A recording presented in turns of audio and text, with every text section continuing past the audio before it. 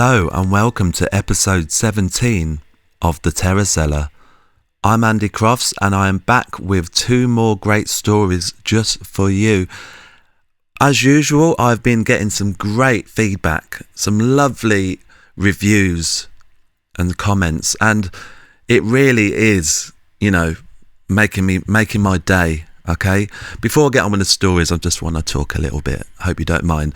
It's making my day, and it makes me realise I'm doing something good.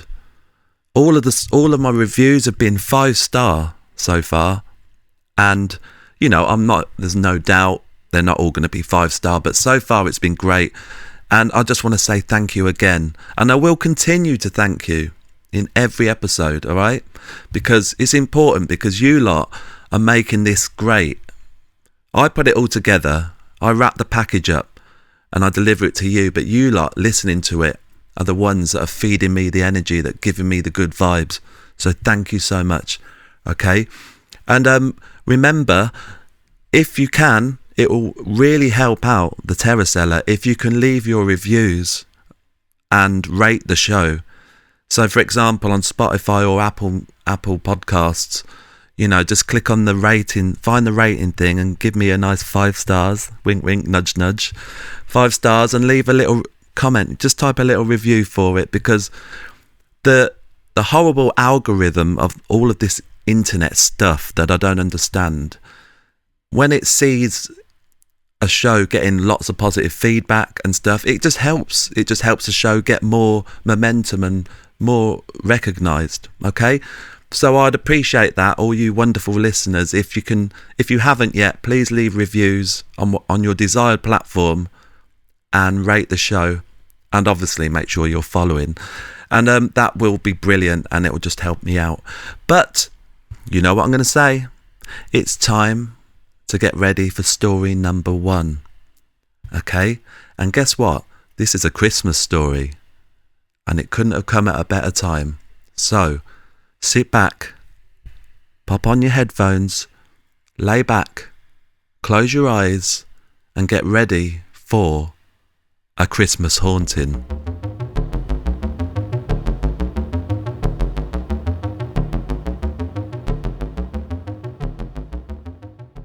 Christmas is supposed to be a time of joy, warmth and celebration, but for me, it will always be tainted by something dark.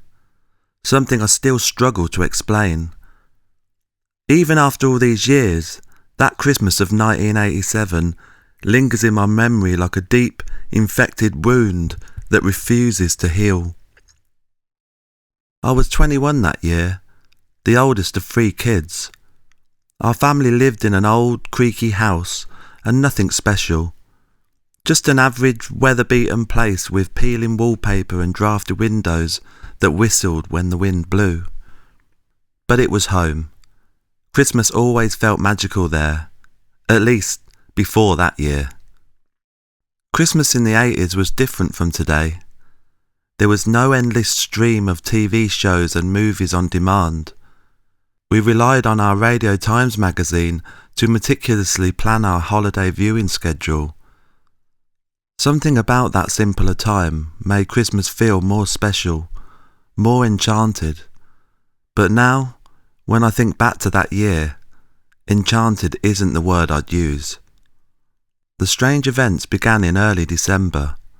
At first, we brushed them off. We still had an old outdoor toilet in the garden, a relic from a previous era. It hadn't been used in years, but sometimes late at night, we'd hear the toilet door creak open and then slam shut, followed by the unmistakable sound of the chain being pulled to flush. My father insisted it was the wind, though the door had a rusted, stiff latch that only budged when yanked hard. Then came the kitchen cupboards. One morning, we all stumbled down for breakfast to find every single cupboard door flung wide open. Cans of food and plates were scattered across the floor. My father cursed, muttering something about kids playing pranks or something, but my younger brother and sister swore they hadn't done it. Things escalated quickly after that. Every night before bed, We had unplugged the Christmas tree lights, as fire safety was drilled into us back then. But more than once, we'd come downstairs to find the tree lights glowing softly in the dark and plugged back into the wall. My parents were deeply unsettled, though they tried to hide it. By the time Christmas week arrived, I was on edge, always expecting something, watching and listening. 2 nights before Christmas, I couldn't take it anymore, determined to catch whatever or whoever was behind these eerie disturbances. I decided to stay up all night. I lay in bed, forcing myself to stay awake despite the biting cold that seeped through the thin walls.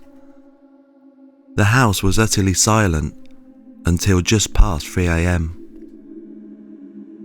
It started faintly, the sound of rustling downstairs in the living room. Then came heavier, more deliberate thuds, something big moving around. I swallowed my breath. This is what I'd been waiting for, but now it was happening. I felt frozen. After what felt like an eternity, I forced myself out of bed. I crept down the stairs, each step groaning beneath my weight. As I descended, the noises grew louder, ripping, tearing, and heavy stomping. But the moment I reached the bottom of the stairs, the house fell silent. I stood in the darkness, heart pounding, staring at the closed living room door.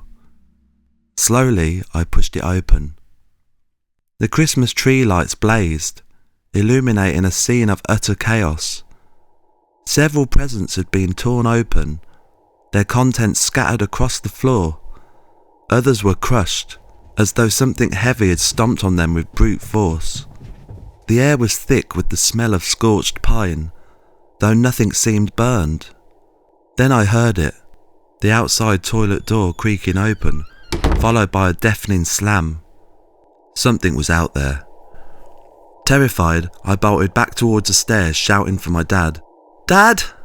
Dad! Someone's in the house!" But no response. My voice echoed, swallowed by the deafening silence. Panicked, I raced up the stairs to my parents' room. "Dad! Dad, wake up, please!" He finally stirred, groggy and confused. "What's wrong?" I spoke, barely able to get my words out. "There's someone downstairs." My father shot out of bed, grabbed the heavy flashlight he kept by the nightstand, and hurried down the stairs, with me clinging to his arm. We crept into the living room, prepared for the worst. But everything was perfectly normal. The Christmas tree lights were off. The presents were neatly stacked under the tree, their wrapping pristine. No signs of chaos, no footprints, and no ripped paper. Nothing. "You must have been sleepwalking," my dad said, though I could see the doubt flickering in his eyes. I tried to protest, but he waved me off and headed back upstairs, leaving me standing there trembling. It all seemed so real. I knew what I'd seen. I knew. Sleep was impossible after that. Every creak, every shift of the wind outside felt charged with menace. Then, just after 4 a.m, I heard it again. The same rustling from the living room, only this time louder and angrier. I squeezed my eyes shut, too terrified to move. Whatever it was, it wanted me to come back. The next morning, Christmas Eve, we woke to find the entire Christmas tree toppled over, with shattered ornaments scattered across the floor. Tinsel and lights lay in twisted, tangled heaps, like they'd been ripped from the branches in a fit of rage. My father scowled, convinced it was me playing some bizarre prank, though I could see the unease behind his frustration. My mother refused to acknowledge anything was wrong, as though ignoring it could just make it go away. That night, the house felt alive with malevolence. I lay in bed, every nerve on edge, straining to hear what new horror would unfold. Hours passed, and then, bang! The sound came from right outside my bedroom door. My breath caught as slow, deliberate footsteps creaked along the hall. They paused just outside my room, waiting.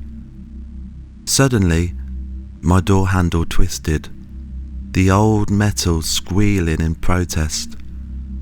But it didn't open. It was locked. I could hear harsh, raised breathing, like someone straining against the barrier, desperate to get inside. I pressed myself against the wall, praying it would just stop. After what felt like forever, the sound of the retreating footsteps echoed down the hall. Christmas morning arrived, but the house was drenched in a suffocating stillness.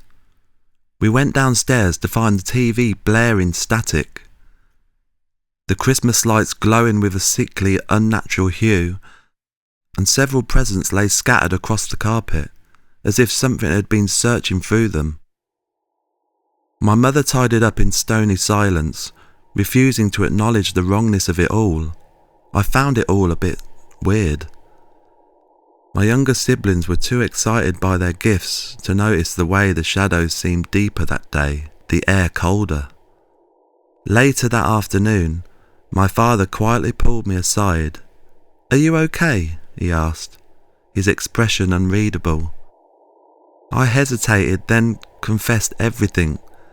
The noises, the presence, the footsteps outside my door. His face grew pale, but he only nodded grimly. "I know," he whispered. "It's been following me for years." I stared at him, stunned.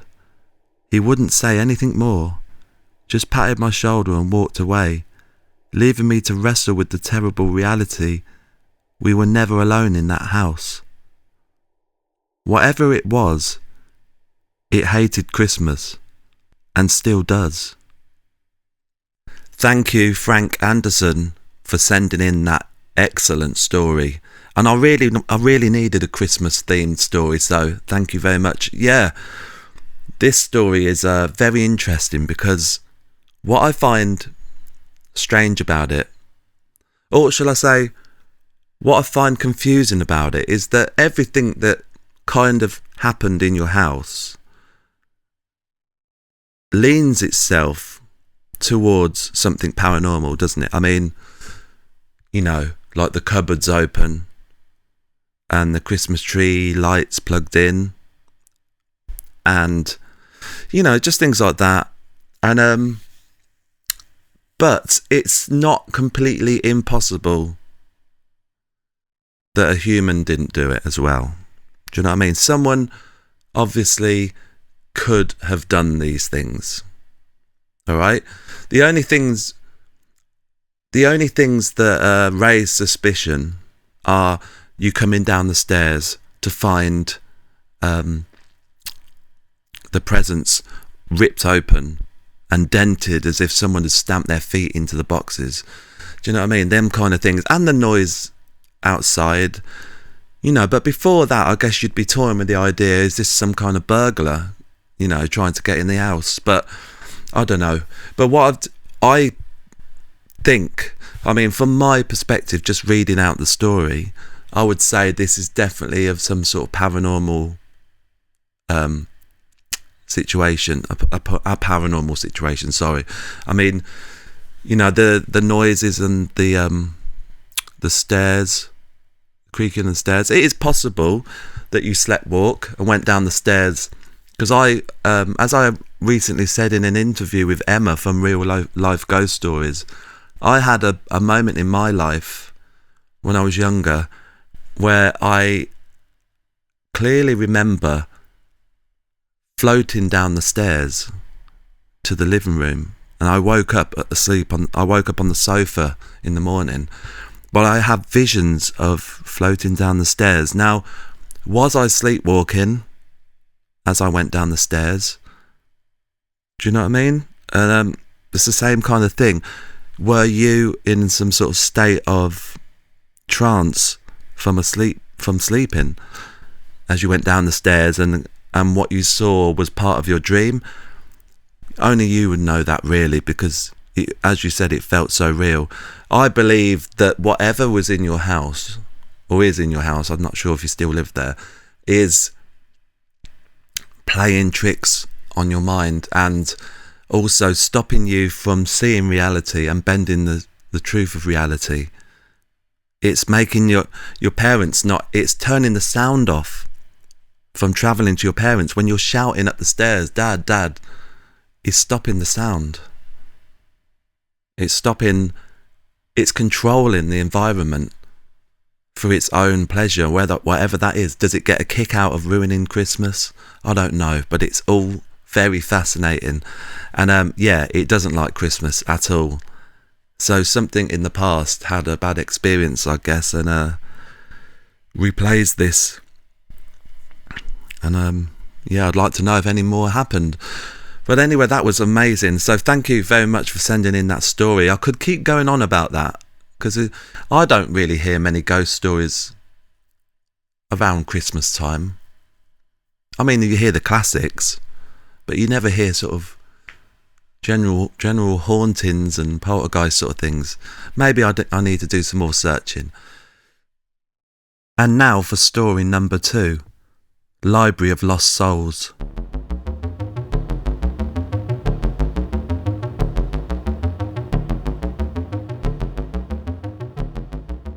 I once worked in a library. Not just any library, but one of those grand, historic buildings that seemed to hold more secrets than books. Its exterior was weathered stone, crowned with Gothic spires and stained glass windows that shimmered like dark jewels in the moonlight. Though modernised on the inside, the place still clung to an aura of its past. The air was thick with the scent of old paper, aged wood, and that faint, unplaceable smell of something long forgotten. The building itself had a storied past. Before becoming a library, it had been a grand old theatre, hosting lavish performances for the town's elite. I often imagined its long-dead audience sitting silently in the shadows, still waiting for the final curtain call. Working there was easy but tedious. The older staff, mostly grey-haired and slow-moving, shuffled through their tasks without much enthusiasm. I was the youngest at 25, and often left to close the building on late shifts. With its cavernous hallways and towering bookshelves, locking up was no small task, and not something I ever looked forward to. The main feature of the library was its central staircase, an extravagant marble construct with its intricately carved banisters and a floor of patterned stone that reflected the dim glow of the overhead lights. It was stunning, but cold, like a frozen river running through the heart of a building. Now and then, the staff stayed late for reorganisation projects that stretched past 11 p.m, leaving me alone to finish closing up. On one such night, something happened that has haunted me ever since. It was a Friday night, and the air felt unusually heavy as we worked through the library's endless rows. The task was dull, organising returns and shifting old books to make space for new arrivals. By the time the clock struck midnight, the other staff members had gone, leaving me to finish up and lock the place down. The building groaned and settled as I worked, its old bones creaking in the cold stillness. I was in one of the farthest aisles, with arms full of dusty old volumes, when that prickling sensation hit me, like someone was watching me. I paused, heart slowly pounding in my chest. Slowly I peeked through the gaps between the books on the shelf in front of me, expecting, or rather dreading, to see eyes staring back at me. There was nothing but darkened rows of shelves. Still, the heavy feeling lingered. Shaking it off, I slid the last few books into place and turned to leave, but froze. Books from the shelf directly behind me lay scattered across the floor, fanned out like they'd been thrown. What I found really strange is that I knew for certain I hadn't heard a sound, not a single thud or a rustle. The silence was deafening. I felt the skin on the back of my neck prickle as I slowly bent down, my hands trembling as I began gathering the falling books. Suddenly, the lights at the far end of the room flickered, 1, 2, 3 times before going out completely, plunging the distant aisles into deep, consuming darkness. I swallowed my breath as I stared into the black void. Then behind me, another set of lights died, much closer this time. I abandoned the books and hurried back toward the main desk. As I reached it, I glanced back to see the lights behind me still flickering, their dim glow casting shifting shadows among the towering shelves. Just as I grabbed my bag, a sudden chill filled the air. The temperature seemed to plummet, frostbiting at my skin even though it was the height of summer. My breath misted in the cold, and then I saw it. Descending from the grand staircase was something I struggled to describe to this day. A dark, shifting mass, like black smoke made flesh. It moved fluidly, shadows unfurling as it drifted down, slow and deliberate. I couldn't move, and I couldn't breathe. It paused halfway down the stairs, as though aware of my presence. My heart thundered in my chest as I stood rooted to the spot, helpless and terrified. For what felt like eternity, it simply watched, if such a thing could watch at all.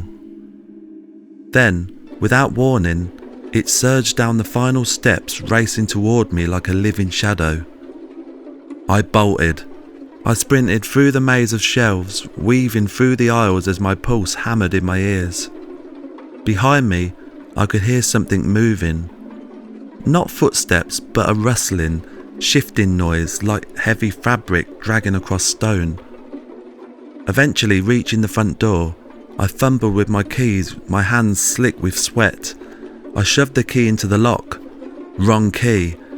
Panicking, I tried another, then another, each second stretching into eternity. Behind me, the dragging noise grew louder and more insistent, as though something was closing the distance.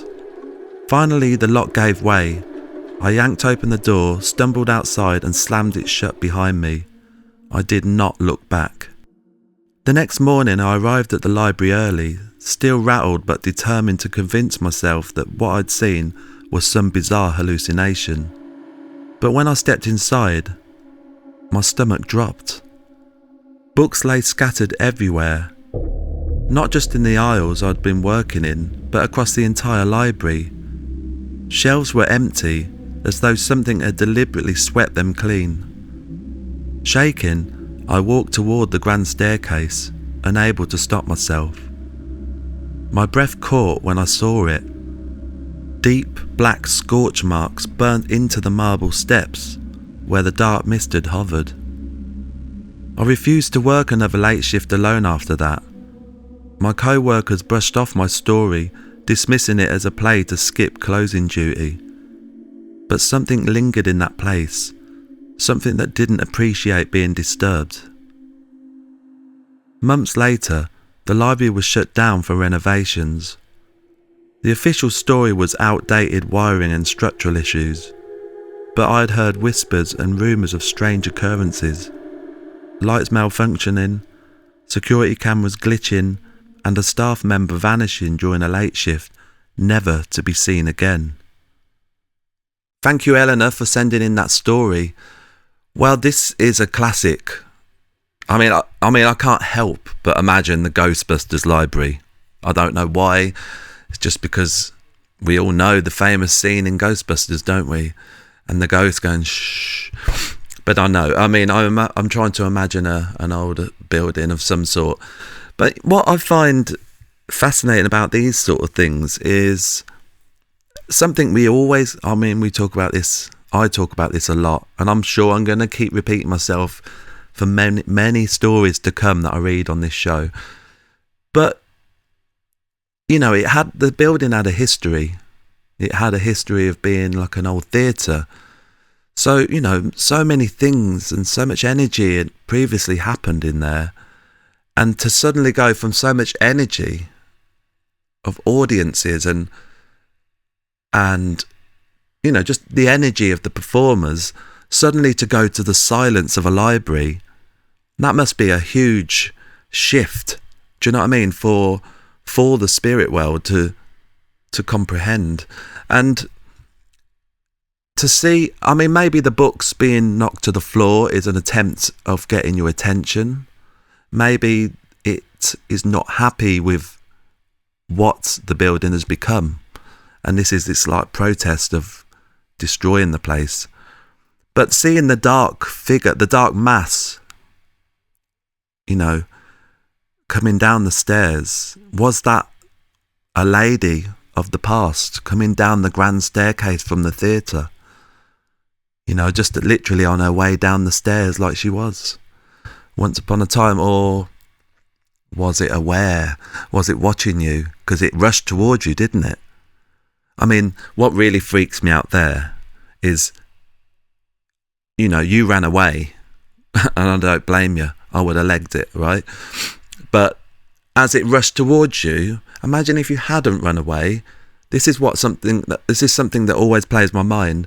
What would have happened? What was its intention when it ran towards you?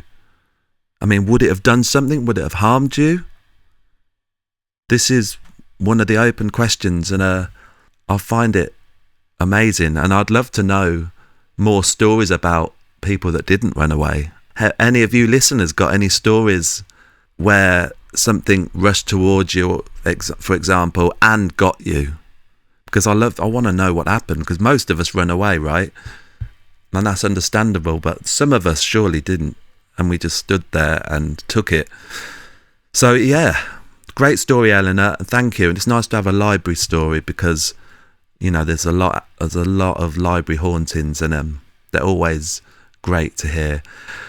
We have made it to the end of the show, end of episode 17, and it has been a pleasure to read these stories out to you. Remember to please send in your stories to theterrorcellarpodcast at gmail.com to be featured on the show. Don't worry if they're too long or if they're a bit short. I can help pad out the story. I never change anybody's stories, by the way. I just pad them out so they're better for reading, and and to keep in theme with my show, I like to keep a certain style. As I've said in previous interviews, I like to think of this show as like the Twilight Zone meets Ghost Stories, okay? I don't just read them out. It's about the vibe with the theme tune and the feeling you get when you listen to this show. So please send me your stories, and it'll be great to feature them. And yeah, I just can't get enough of it.